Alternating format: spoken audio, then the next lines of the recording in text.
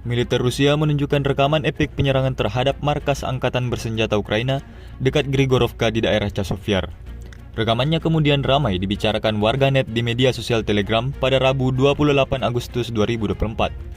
Sebuah unit korps relawan angkatan bersenjata Rusia dengan cepat melintasi lapangan mendekati benteng pertahanan angkatan bersenjata Ukraina.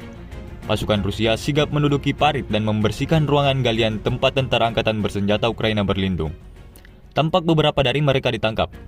Alih-alih melakukan perlawanan, sejumlah tentara Ukraina itu terlihat pasrah, seperti yang terlihat dalam rekaman.